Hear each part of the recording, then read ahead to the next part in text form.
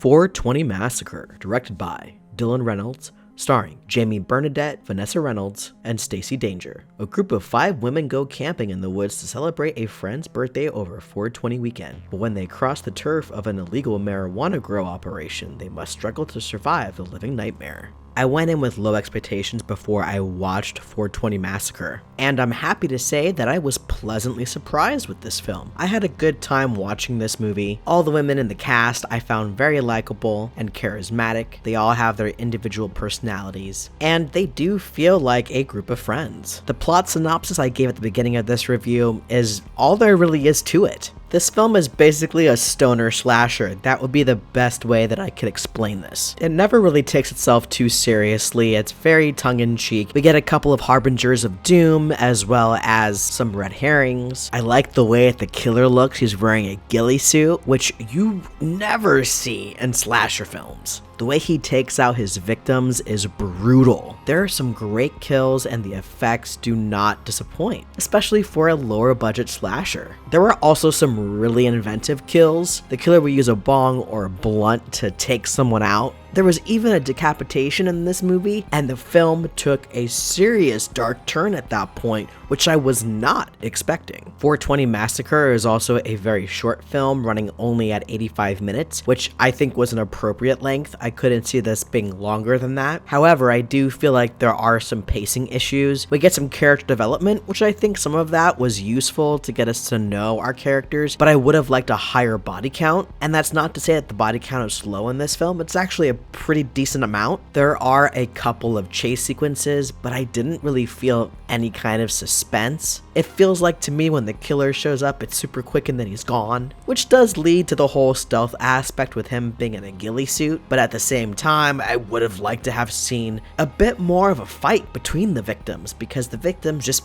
give up. I thought the comedy was a bit hit or miss, but it was overall pretty fun. It's very lighthearted and goofy. With all that said, 420 Massacre gets a weekend rental. The main takeaway for me is the inventive kills and the good gore and practical effects. Otherwise, this is a pretty generic slasher with a stoner twist that I think is perfect around 420.